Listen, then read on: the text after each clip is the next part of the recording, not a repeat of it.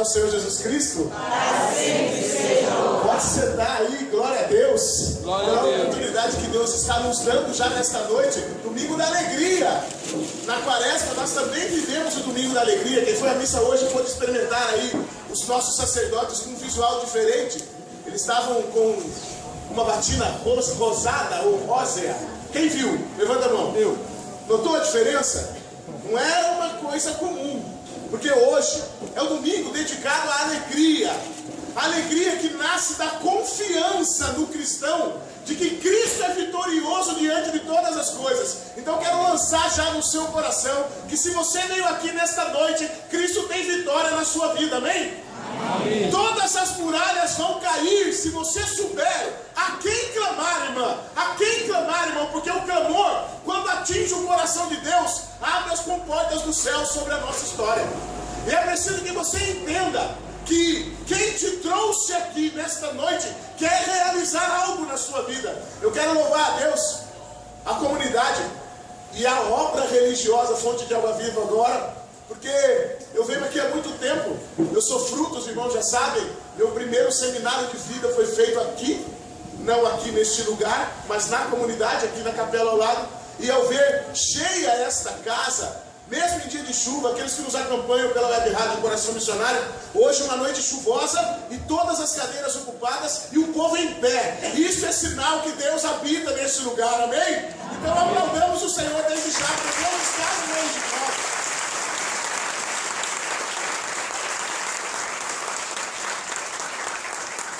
Quando o irmão me conduzia à oração e eu fechei os olhos, eu vi um anjo de pé sobre esse lugar, como estava sobre os muros de Jericó. E este anjo diz a você, como disse lá para Josué e para o povo escolhido: marcha para dentro das muralhas, irmão. Marcha diante dos obstáculos, irmão, porque Deus é contigo. E nada nem ninguém poderá nos separar do seu amor. Creia que nesta noite, se é a primeira vez que você veio, que você está chegando nesse seco, Deus já começa a fazer nesta noite algo novo na sua história. Os rastros de Deus vão começar a aparecer na sua vida. Aqueles que já estão vindo desde a primeira noite, esta é a quarta noite do seco de Jericó, entendam uma coisa: eles caminhavam ao redor da cidade, mas não sem objetivo. Eles caminhavam conduzidos pela palavra do Senhor. Foi o anjo quem disse: deem as voltas na muralha. Acontece que dentro da cidade de Jericó habitava um povo que não era o povo escolhido. E as muralhas tinham mais de 13 metros de altura e mais de 7 metros de largura. Era quase impossível transpor aquele lugar. Mas nada é impossível para Deus. Lucas 1,37. Acolha esse versículo na sua vida. Para Deus nada é impossível. Seja qual for a realidade que você vive, seja qual for a necessidade que você tem, se ela estiver junto, em conformidade com a vontade de Deus, Deus realizará. Milagres acontecem, nós cantamos neste lugar. Deus fará, porque Ele é capaz. Ele é capaz de realizar. E se Ele nos trouxe aqui, diz o Senhor Jesus, no Evangelho segundo João, capítulo 6, versículo 44: ninguém vem a mim, se antes o Pai que me enviou não os atrair. Nesta noite eu queria dizer a você, minha irmã, a você, meu irmão, a você que veio enquanto família, eu vejo com seus filhos, com suas filhas abraçadas aqui neste lugar. Eu queria dizer que se nós estamos aqui, foi Deus quem nos atraiu. E já no início deste grupo de oração, nós nos encontramos com o autor da vida, com aquele que deu a vida por mim e por você, com aquele que morreu, como diz São João, ou melhor, ressuscitou vitorioso por cada um de nós. Não tem forma de ser amado, maior forma de ser amado, do que contemplar o amor que se dá por cada um de nós. E não se esqueça disso. Hoje você viu o seu amado, mas ele também te viu, sabe das suas necessidades. Se você tem a Bíblia na mão, eu gostaria que você pegasse comigo aí o Salmo número 3. Nós vamos passear um pouco na Bíblia na noite de hoje. Para quem ainda não me conhece, eu gostaria de me apresentar, mas se você não me conhece, você não perdeu nada com isso, porque você tem que conhecer Jesus Cristo. Eu não falo uma picada de fumo, mas Jesus é o Todo-Poderoso na sua vida, amém?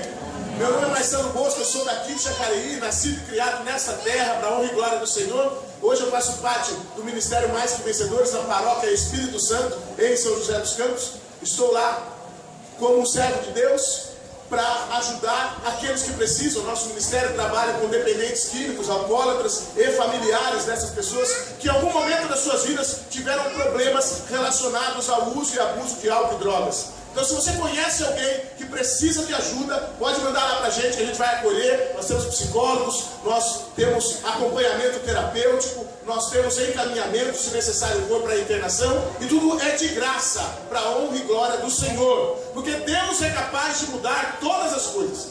Eu quero dizer uma coisa para você, porque eu sei que você conhece, Deus está me pedindo para dizer isso. Não é difícil de alguém parar de beber. Não é difícil de alguém parar de usar drogas, por mais que o mundo diga que é.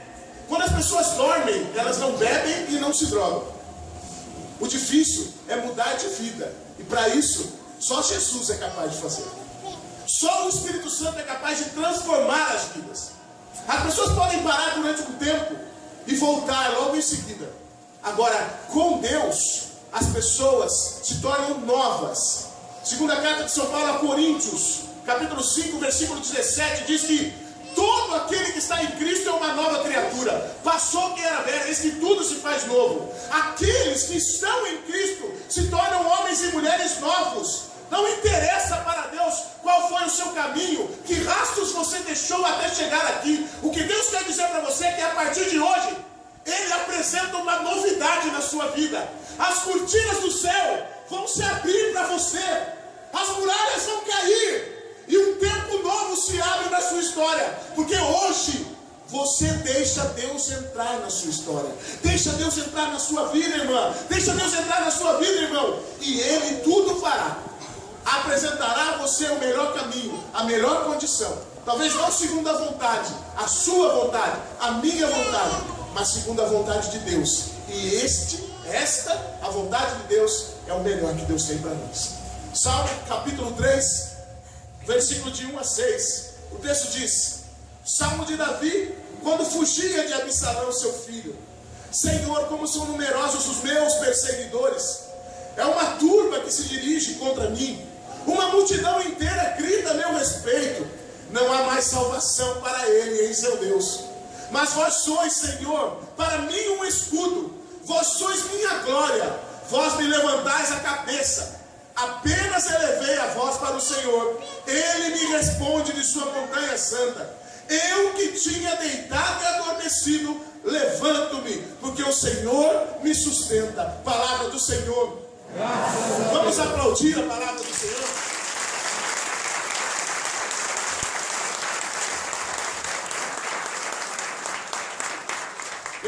Irmã, eu quero dizer uma coisa a você.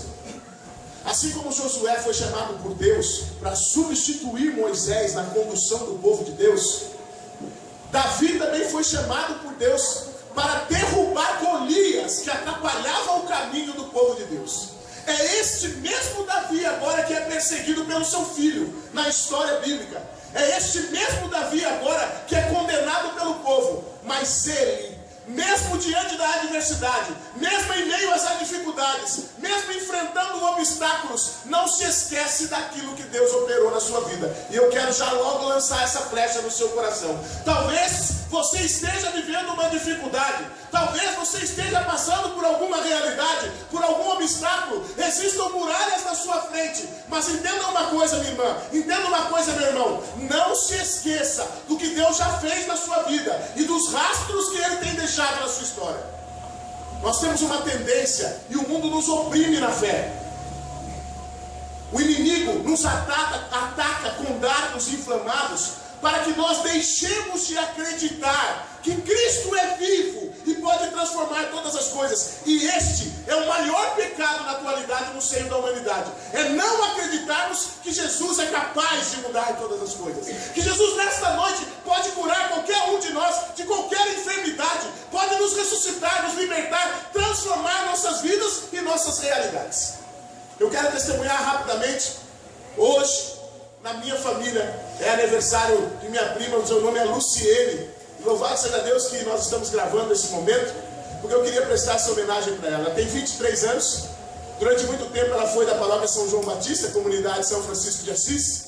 Hoje ela está em outra paróquia, porque minha prima, mãe dela, Lúcia Santana, teve que mudar daqui. Ela tem 23 anos e ela nunca andou, nunca falou, nunca se moveu. Ela é tetraplégica. Por falta de oxigenação no seu cérebro ao nascer, ela não se moveu, nunca. E desde pequena ela teve diversas complicações orgânicas, físicas, emocionais. Toda a sua casa, toda a sua vida parece, ou ela está sempre num hospital. Está sempre ligada a um tubo de oxigênio. E eu me lembro desde pequeno, ainda jovem, e ela pequena, porque eu sou mais velho que ela, eu vou fazer 45, e ela faz hoje 23 anos. Eu me lembro desde novo, quando os médicos falavam, Luciene não chega até os 5 anos de idade. E ela fez 5. E depois os médicos diziam, Luciene não chega aos 10 anos de idade. E ela fez 10. E depois os médicos diziam, Luciene não passa dos 15 anos de idade, porque ela nunca se moveu. E os órgãos vão se comprimir, e ela pode morrer asfixiada. E ela fez 15. E ela fez 20. E hoje ela faz 23 anos. Ela não é capaz de comer, não consegue mastigar. E para se alimentar e engolir, precisa usar uma tráqueo ou na garganta, um buraco na garganta, ou na região do abdômen. E é por ali que ela se alimenta. Mas houve um episódio que eu nunca mais me esqueço, em que o padre Dimas Cornélio permitiu que minha prima fizesse ou recebesse Jesus na primeira Eucaristia. Ela não sabe falar, ela não veio a preparação para a Eucaristia, ela nunca fez primeira comunhão.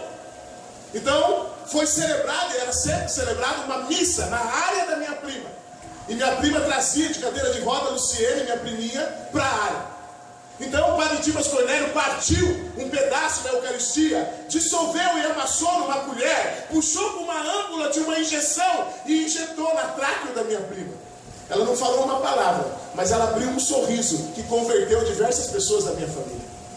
Sem falar, ela conseguiu pregar e converter uma parte da minha família. Eu quero dizer uma coisa para você, se você está aqui nesta noite, ainda que você não saiba falar, Deus vai usar de você como ferramenta na história de salvação dos seus.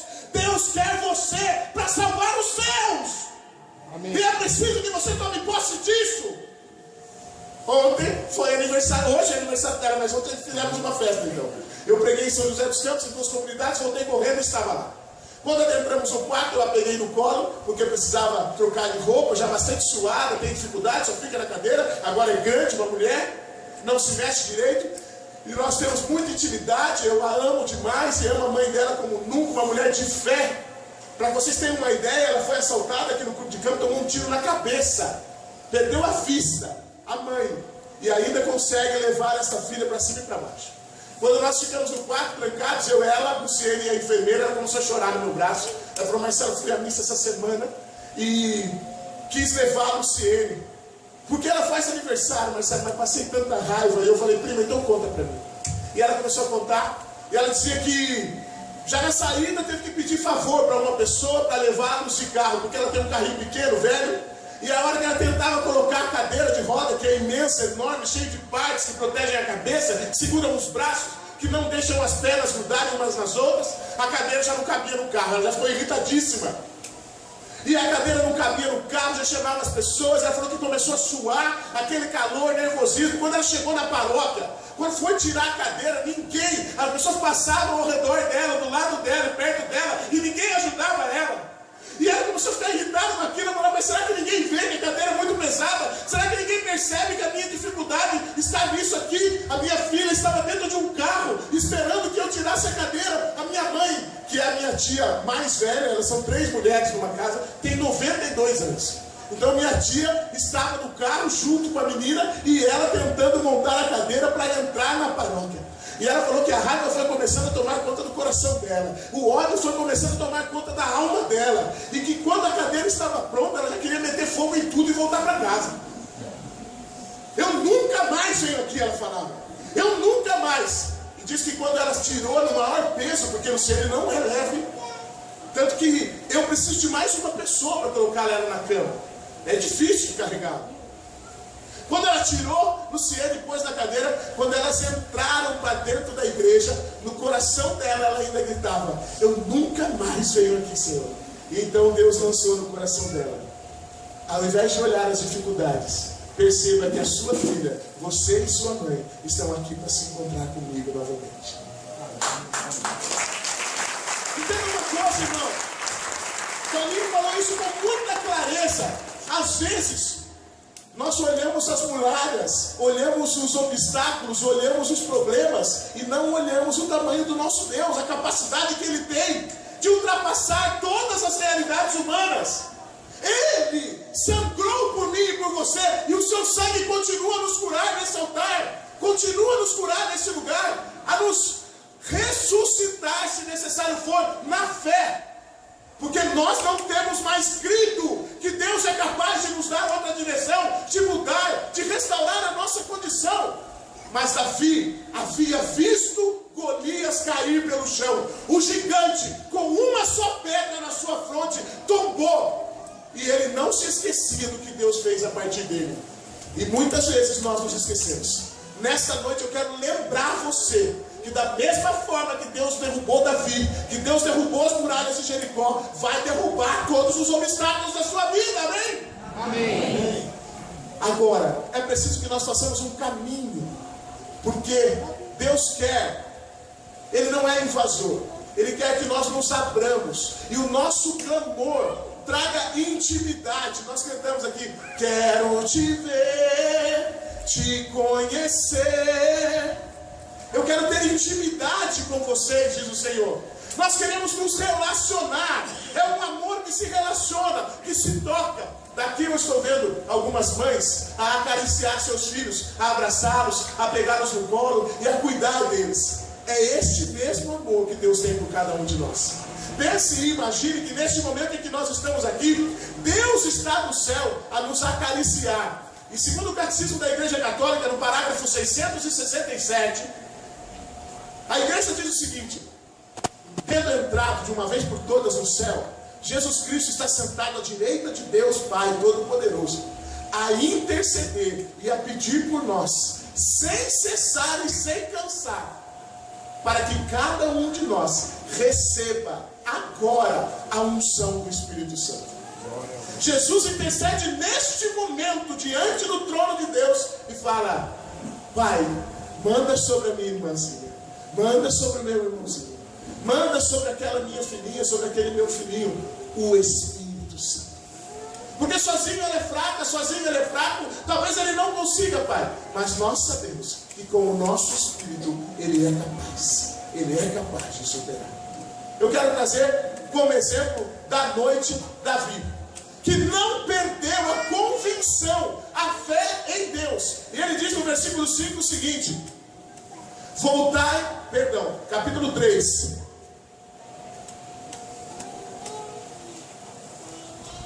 Versículo 5: apenas elevei a voz para o Senhor, e Ele me responde da sua montanha santa.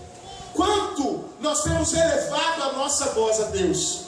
Eu trouxe aqui uma expressão que nós usamos muito dentro dos nossos grupos de oração: clamar. Levante os seus braços e clamemos a Deus. Mas às vezes nós não sabemos o significado da palavra clamor. Eu quero dizer que o clamor é um grito da alma, é uma busca de intimidade com Deus. No dicionário, a palavra clamar tem origem no latim e quer dizer proferir em alta voz, gritar, implorar. Também quer dizer bradar, suplicar, reclamar, exigir. Para as nossas realidades espirituais, o clamor é pedir com lágrimas, em tom de súplica chorosa diante de Deus, pedir humildemente a ajuda de Deus, solicitar com insistência a ajuda de Deus. Isso é um clamor, irmão. Isso é um clamor, irmã. E às vezes nós somos capazes de pular por nossos times de futebol, por outras realidades, somos capazes de marchar, como hoje nós vimos aí algumas pessoas saindo de suas casas em manifestação, agora pouco nos manifestamos para a glória de Deus em nossas vidas. Mesmo no grupo de oração, nós temos dificuldades de cantar e dançar. E aqui eu fiquei feliz, porque eu vi irmãos, homens, com idade avançada, como eu, ou mais do que eu, dançando e cantando, louvando ao Senhor. E é no meio dos louvores que Deus habita. Irmão, neste lugar, milagres acontecem, porque o Espírito de Deus está aqui. Davi tinha certeza que foi Deus quem o ajudou a vencer Golias. E sabendo disso, ele clama a Deus para vencer novamente este novo obstáculo que se apresenta. Agora era o seu próprio filho que o perseguia. Mas ele diz: eu invoquei ao Senhor, e do alto da sua montanha santa ele me respondeu. Irmãos, será que nós temos dado tempo à oração em nossa casa? Ou a lamentação é uma presença muito maior? A reclamação, em vez de clamar, reclamar. Ao invés de proclamar o Evangelho na sua casa, reclamar da sua vida para os vizinhos, para os parentes, para todo mundo. Irmãos, é momento de nós dobrarmos os nossos joelhos. Estamos na quaresma. É um momento oportuno para nos aproximarmos de Deus e para que os milagres aconteçam em nossas vidas. Está próxima a ressurreição do Senhor. E nesta noite, para que as muralhas caiam, uma coisa tem que ficar bastante evidente na minha vida e na sua vida: Cristo tem que ser Senhor da nossa história, senão as muralhas não cairão. Porque nós não temos força para derrubar as barreiras que se apresentam.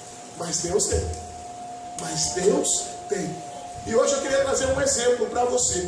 Se você tem a Bíblia na mão, eu queria que você pegasse comigo aí o Evangelho segundo São Mateus, capítulo 15, versículos de 21 a 28,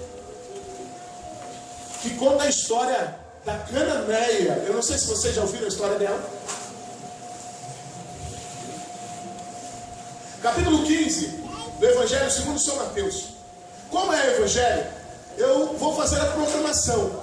Você pode ficar sentado mesmo, mas mergulhe naquilo que Deus quer nos dar a direção nesta noite. Mateus 15, versículos de 21 a 28. Proclamação do Evangelho de Jesus Cristo segundo São Mateus. Glória a vós. Jesus partiu dali e retirou-se para os arredores de Tiro e Sidônia. E eis que uma cananeia, originária daquela terra, gritava: Senhor, filho de Davi, tem piedade de mim. Minha filha está cruelmente atormentada por um demônio. Jesus não lhe respondeu palavra alguma. Seus discípulos vieram a ele e lhe disseram com insistência: despede-a, ela nos persegue com seus gritos. Jesus respondeu-lhes: não fui enviado senão às ovelhas perdidas da casa de Israel. Mas aquela mulher veio prostrar-se diante dele, dizendo: Senhor, ajuda-me. Jesus respondeu-lhe: não convém jogar aos cachorrinhos o pão dos filhos. Certamente, Senhor, replicou-lhe ela, mas os cachorrinhos ao menos comem as migalhas que caem da mesa de seus donos. Disse-lhe então Jesus: ó mulher, grande é tua fé, seja-te feito como desejas. E na mesma hora sua filha ficou curada. Palavra da salvação. Glória a vós, Senhor. Vamos aplaudir a palavra da salvação?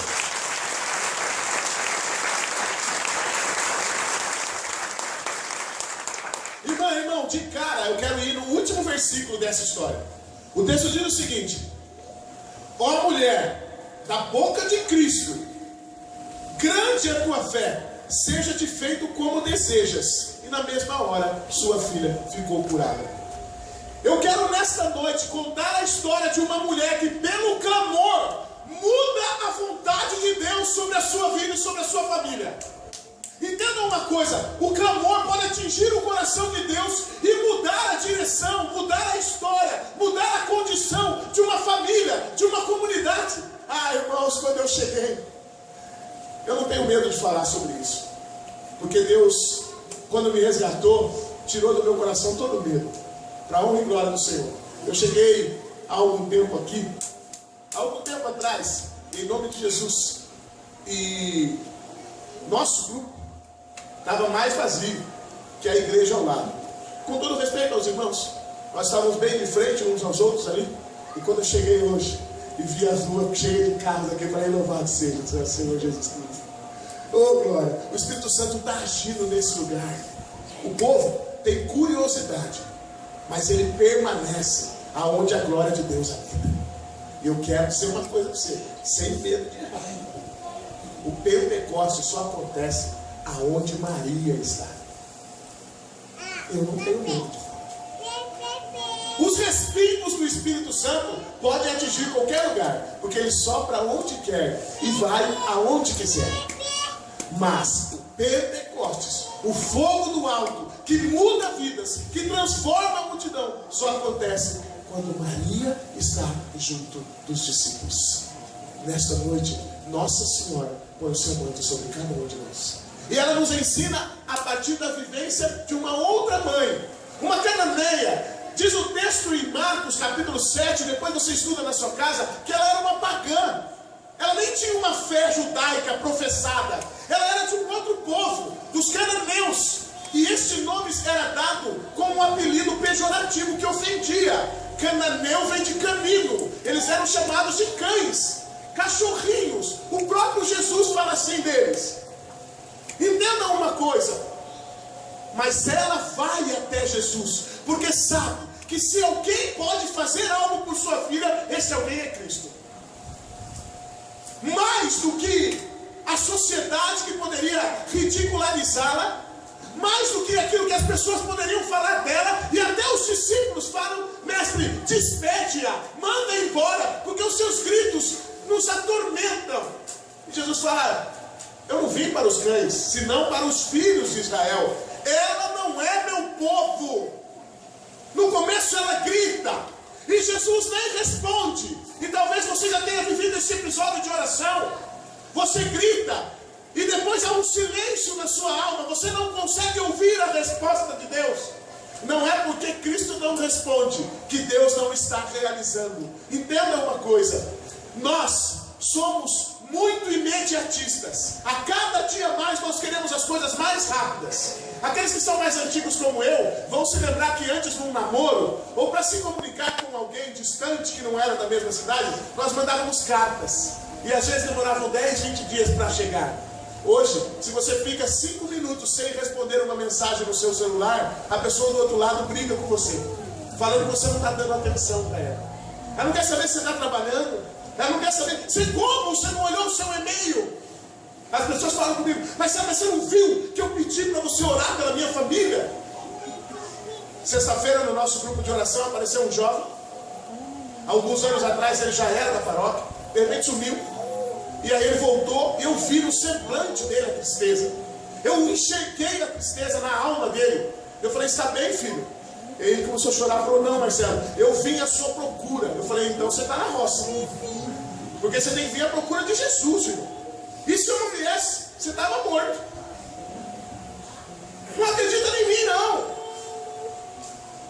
Se me colocar no liquidificador e bater com bom leite e com alguns outros ingredientes, eu acho que não vai dar meio copo de vitamina. Não dá para sustentar nem minha filha, que já está com 17. É grande, forte.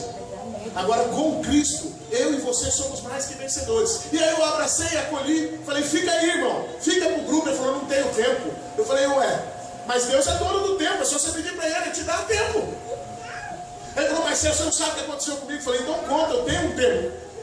E ele falou: hoje eu surtei da minha casa. Eu falei: é, filho, e o que aconteceu? Ele falou: eu não sei. Algo entrou dentro de mim, eu quebrei todas as coisas lá, minha mãe ficou em desespero, eu saí e vim para cá, para a igreja. Falei: louvado seja Deus, porque aqui, se algo entrou dentro de você, aqui Deus vai tirar. Aqui é o lugar de ser liberto. Só que agora vai começar o grupo, eu preciso subir, você fica aí. Ele falou: não, eu não vou ficar. Você não pode rezar por mim agora? Eu falei: posso, mas não agora. Aí ele falou assim: então eu vou para minha casa e eu volto. Eu lembrei de Elias lançando um manto sobre Eliseu. Eliseu falou: permite que eu me despeça dos meus pais. E Elias falou para ele: vai, mas volta, porque tu sabes o que eu te fiz.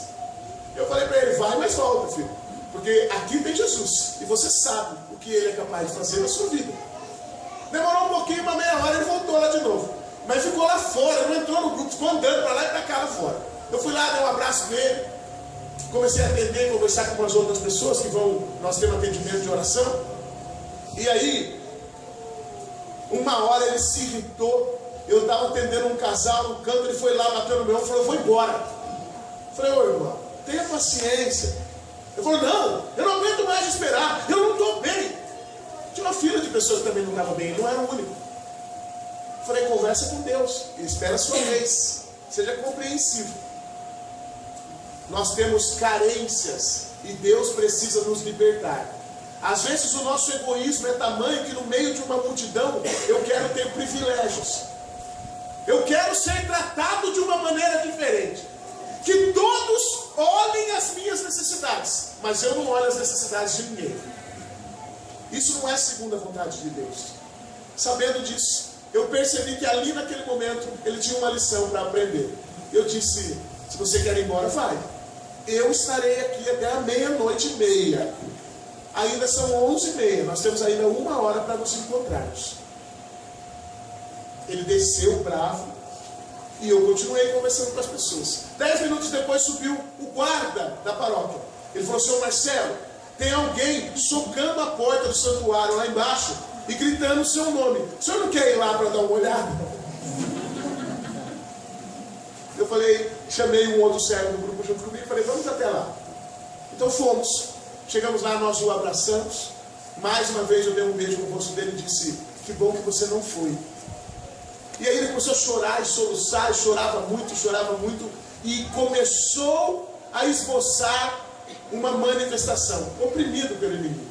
Eu peguei na sua mão, levamos ele até um lugar, ele sentou, nós fizemos um pequeno momento de oração, e Deus falou no meu coração: adentre com ele no santuário. A igreja de baixo estava fechada, mas como a gente é rato de igreja, né, está lá dentro, tem uma portinha do equipamento de som, que eu sei que dá para entrar, a gente conhece. Então eu abri a portinha do equipamento de som, e Deus falou no meu coração, eu entrei. As pessoas que trabalham na paróquia são nossos amigos, sabem da necessidade do povo, e eles permitem mesmo, tem toda a filmagem lá. E aí nós adentramos, e eu levei até o Santíssimo, tirei as correntes, lá ficam umas correntinhas, tirei as correntes, eu aproximei do Santíssimo, o coloquei em pé, abraçado no sacrário. E ele começou a chorar e soluçar, e começou a gritar: Senhor, eu te pedi, o Senhor me trouxe até aqui, eu te pedi, o Senhor me trouxe até aqui, eu te pedi, o Senhor me trouxe até aqui. Eu falei: para, filho, deixa eu entender o que está acontecendo. Conta para mim. Falei: Marcelo, enquanto você não tinha descido, eu soquei a porta, pedindo a Deus para que Ele me desse a oportunidade de voltar para a igreja, de entrar de novo à igreja. Você me pegou pela mão, me levou até a cadeira e depois me entrou por trás do santuário e me colocou aqui dentro de novo. Deus me trouxe de volta para dentro da igreja. Eu não sabia o que ele tinha pedido, entende? Eu não tinha escutado a oração dele, eu não vi ele batendo na porta. Quando eu cheguei, ele só estava chorando. Mas Deus sabia. Deus sabia de todas as coisas. E Ele deu no meu coração que eu só entrasse naquele espacinho.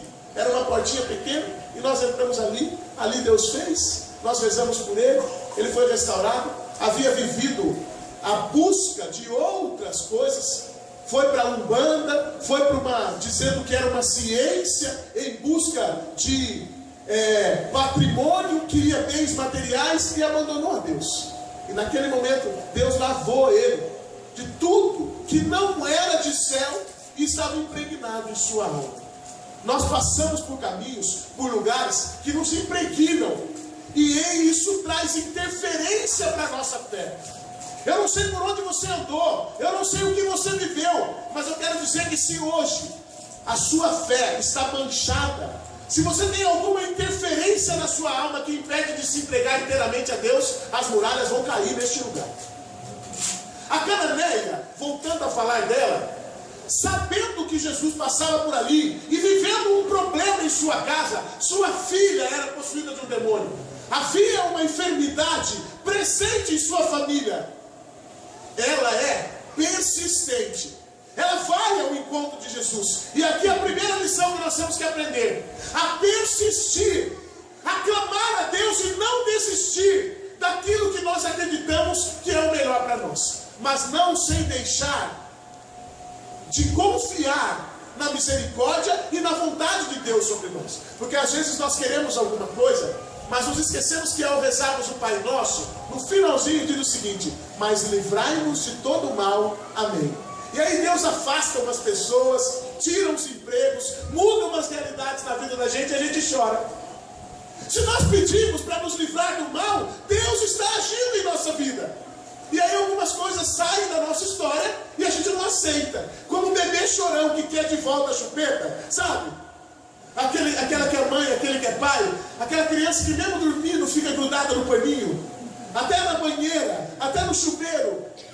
E para desgrudar, ou para você tirar a chupeta, é a maior dificuldade, mesmo sabendo que vai prejudicar. Assim também é com os dependentes de álcool e drogas.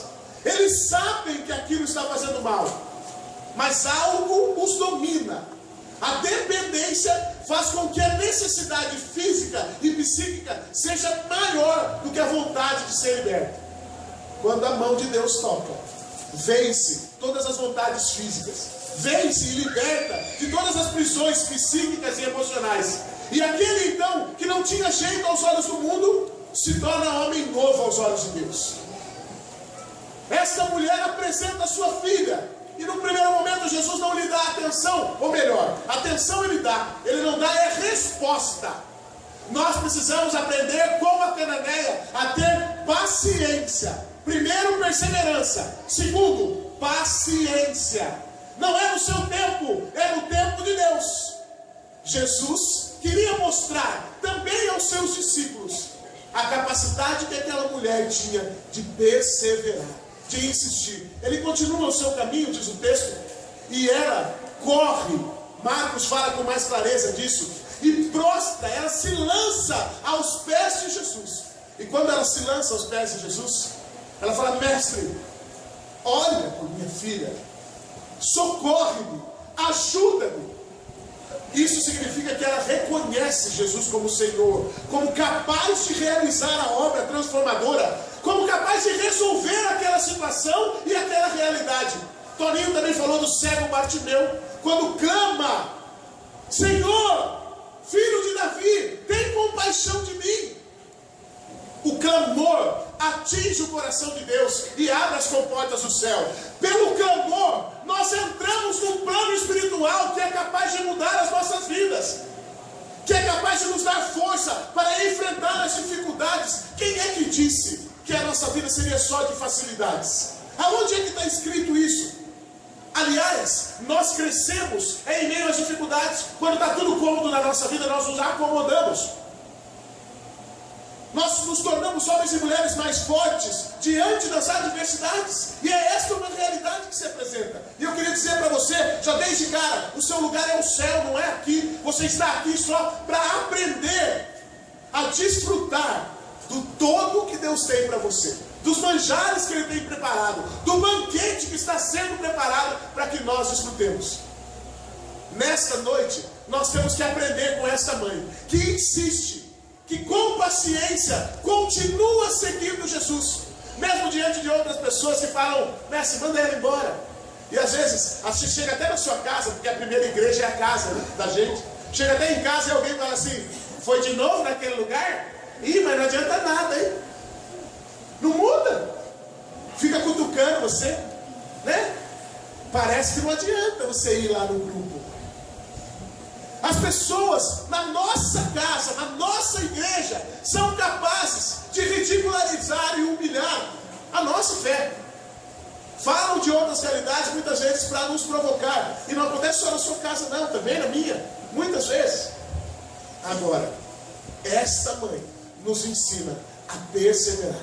Ela continua. E mesmo quando Jesus diz que o que Ele tem não é para ela, ela diz: se apenas uma migalha sobrar, já vai ser suficiente para mim. E aí isso muda o coração de Cristo. Entenda uma coisa: às vezes nós queremos grandes coisas, grandes obras. Se uma gota do sangue de Jesus cair sobre a minha vida, e já caiu, cair sobre a sua vida, e talvez esteja caindo agora, tudo pode ser mudado. Uma gota do sangue de Jesus. E nós estávamos com o Cristo vivo, inteiro, presente, há poucos minutos aqui neste lugar.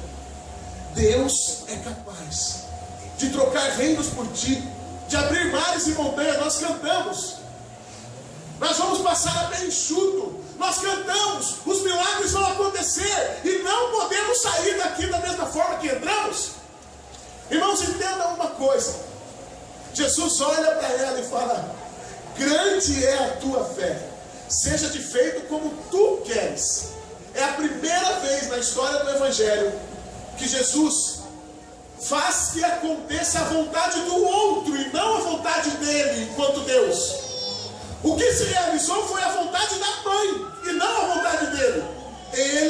Por ele, até aquele momento, não achava necessário curar os cananeus. Ele vinha para os judeus.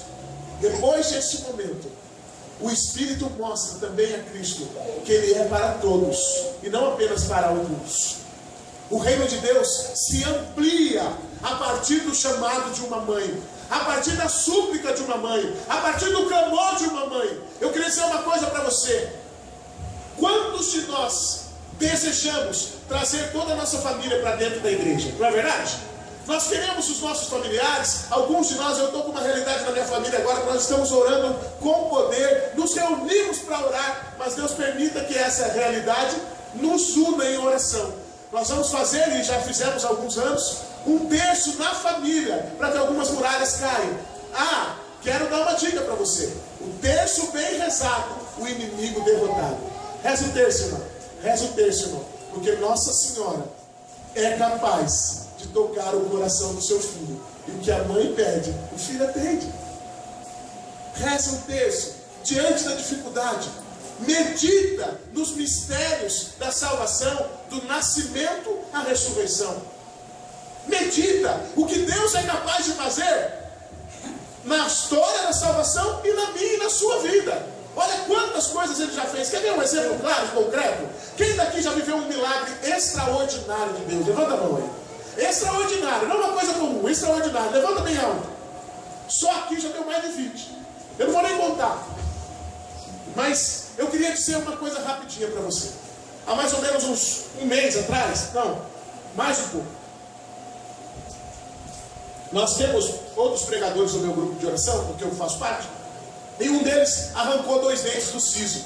Ele precisava pregar aqui na Manhangaba, não poderia ir. Falou: Marcelo, você vai no meu lugar? Eu falei: vou sim. Conversamos com o grupo de oração e eu fui até lá, preguei o Evangelho no nome de um grupo de jovens chamado Parresia, fantástico, Pindamonhangaba, uma juventude do fogo, do poder. E acabando a pregação, veio na minha direção uma criança, seu nome é João, 8 anos de idade. E ele falou: tio, o senhor reza para mim? Eu falei: claro, mas o que você precisa? Porque criança pedir oração é uma coisa bastante difícil. Normalmente as crianças estão correndo no grupo de oração, estão brincando, elas não estão muito interessadas naquilo. Algumas prestam atenção, alguns grupos de oração a gente tem grupinho, mas a criança está no mundo dela, livre, e é para ser assim mesmo. Há um tempo para cada coisa. Mas essa criança me chamou a atenção porque ele pedia oração. Eu falei: João, o que está acontecendo com você? Ele falou: meu coração está com defeito. 8 anos. Eu falei: como assim? Cadê sua mãe? Ele falou: minha mãe está ali com o meu pai. E nós fomos até o fundo da igreja, os dois estavam lá. Eu já os conhecia, não conhecia a criança. Eles eram de Aparecida.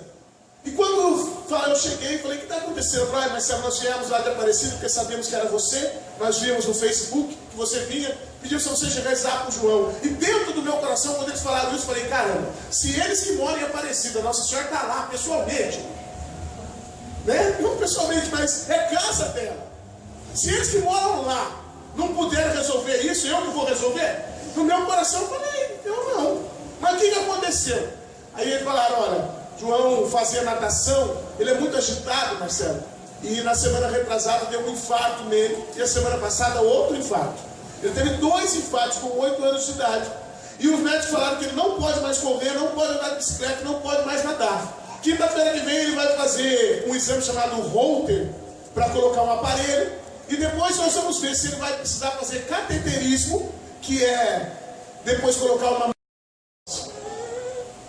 Eu olhei para trás, vi o sacrário e falei: João, vem cá com o tio. Peguei ele no colo, levei ele no sacrário lá, a igreja antiga. Os ministros têm uma bancada de mármore, onde os ministros preparam a hóstia para a Eucaristia, nas âmbulas. Eu coloquei ele sentado nessa bancada de mármore, bem magrinho, e falei: João, vira de joelho e põe a mão no sacrário. Ele pôs, eu falei, o tio vai falar, você repete. E aí eu fiz uma pequena oração e entre tudo coisa, eu falei, Senhor Jesus, e ele falava, Senhor Jesus, eu te dou o meu coração por defeito. E ele repetiu, eu te dou o meu coração por defeito. E o Senhor dá o seu coração vitorioso para mim. Eu troco o meu coração contigo. E ele repetiu, nós finalizamos a oração e fomos embora. Passou 3 semanas, eu fui chamado a pregar em Poti. Cheguei lá, dei uma olhada no povo, não vi eles.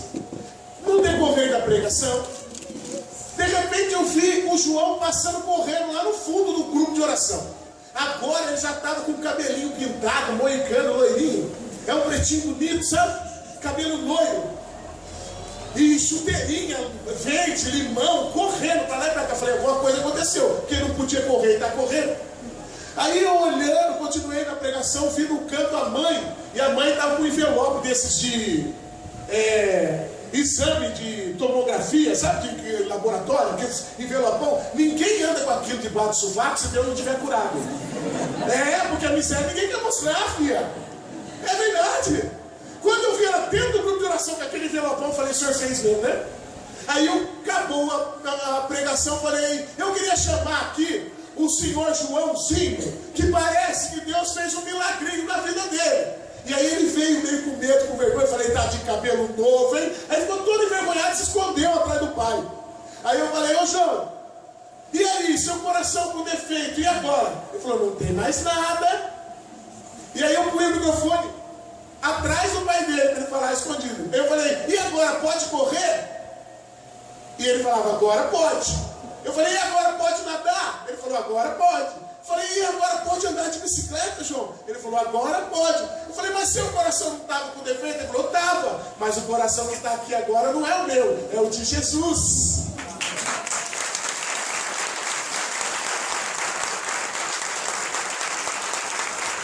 A mãe então explicou que depois de todos os exames, os médicos chamaram o pai e a minha mãe e disseram, olha, nós não sabemos o que aconteceu, mas o coração do seu filho não tem mais nada. O que aconteceu para nós foi um milagre. Quero dizer uma coisa para vocês. Deus permitiu que aquele menino tivesse um infarto e se aproximasse da morte segundo os olhos da família e daquela comunidade. Sabe por quê? Porque os pais haviam brigado no grupo de oração faziam 2 anos. Eles estavam fora do grupo de oração.